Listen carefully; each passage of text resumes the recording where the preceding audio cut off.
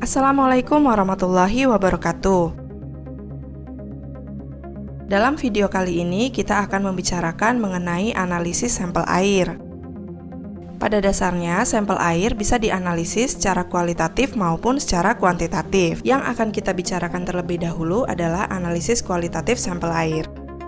Analisis sampel air bisa dilakukan atas beberapa prinsip. Yang pertama adalah prinsip analisis sifat fisik, yang kedua prinsip analisis sifat kimia, yang ketiga prinsip analisis biokimia, dan yang terakhir adalah prinsip analisis mikrobiologi dari sampel air yang ada. Prinsip pengukuran sifat-sifat fisik sampel adalah tanpa melibatkan reaksi kimia.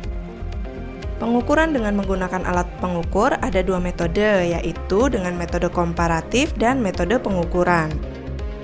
Metode komparatif adalah suatu metode yang membandingkan sampel dengan suatu standar pembanding. Jika pengukuran dengan cara ini menggunakan suatu komparator, maka biasanya alat dilengkapi dengan pembanding, baik yang berupa diska maupun lembar kertas berwarna atau larutan. Metode ini dipakai pada pengukuran seperti pengukuran warna. Yang kedua adalah metode pengukuran. Untuk setiap alat yang dipakai mempunyai prinsip pengukuran tersendiri. Berikut adalah beberapa contohnya. Pengukuran turbiditas atau kekeruhan air. Pengukuran turbiditas dapat menggunakan metode nevelometrik. Metode nevelometrik adalah perbandingan antara intensitas cahaya yang dihamburkan dari suatu air dengan intensitas cahaya yang dihamburkan oleh suatu larutan standar. Biasanya larutan yang dipakai adalah larutan formalin. Kemudian contoh yang kedua adalah pengukuran daya hantar listrik. Konduktivitas atau daya hantar listrik juga menggunakan instrumen, di mana di instrumen tersebut dipakai elektroda platina. Yang ketiga contohnya adalah penentuan zat padat dalam air. Pada prinsipnya, pengukuran ini adalah menggunakan penguapan bagian cair dan mengeringkan bagian padat, sehingga padatan dapat diukur beratnya secara konstan. Berikutnya adalah prinsip analisis sifat kimia. Pada dasarnya, analisis sifat kimia melibatkan reaksi kimia antara zat yang sifat kimianya ditentukan dengan zat lain sebagai standar dengan bantuan zat lain baik sebagai indikator, katalis, atau penghilang gangguan-gangguan pada penentuan. Secara keseluruhan, penentuan analisis sifat kimia sampel melibatkan metode-metode sebagai berikut.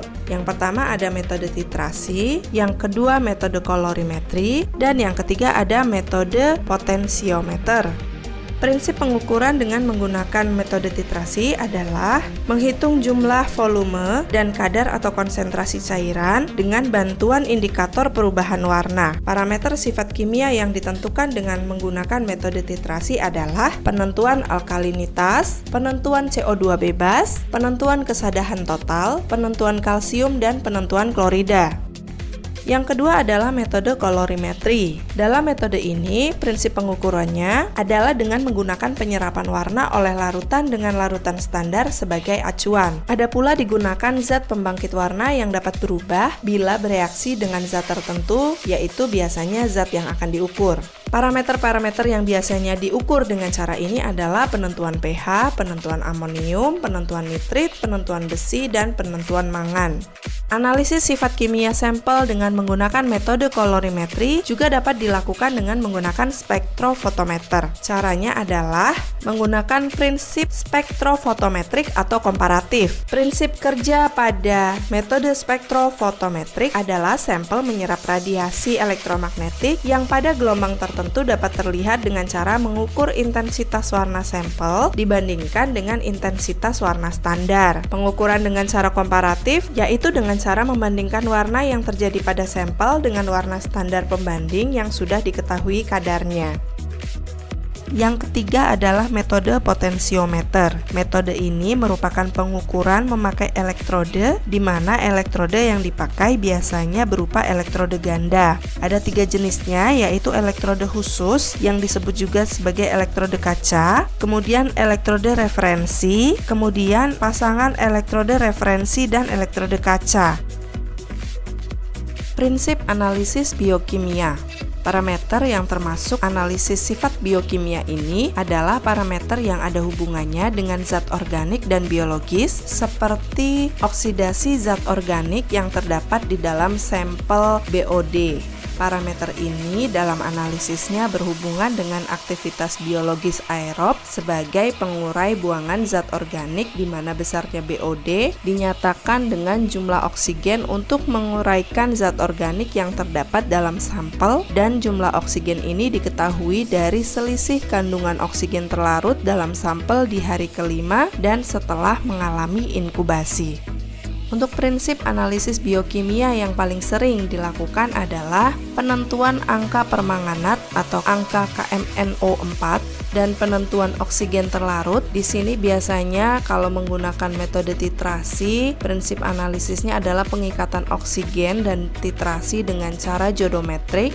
Kemudian ada juga penentuan BOD seperti yang tadi sudah disebutkan. Ini juga menggunakan metode Winkler namun ditambah inkubasi, dan penentuan COD yang biasanya dilakukan dengan metode reflux. Prinsip analisis untuk COD ini adalah oksidasi zat organik dengan suatu oksidator dan sisanya akan dititrasi dengan ferroamonium sulfat dengan indikator ferroin. Prinsip analisis mikrobiologi. Analisis mikrobiologi adalah analisis untuk mendeteksi adanya sejenis bakteri sekaligus konsentrasinya. Ada 3 metode yang biasanya dipakai dalam analisis mikrobiologi, yaitu yang pertama ada Standard Plate Count atau disingkat SPC atau SPC. Yang kedua, Most Probable Number atau disingkat MPN, atau dalam bahasa Indonesianya ini adalah metode dengan tabung fermentasi. Yang terakhir adalah Membrane Filter atau penyaringan pada membran. Demikian materi singkat kita, sampai jumpa di video berikutnya. Wassalamualaikum warahmatullahi wabarakatuh.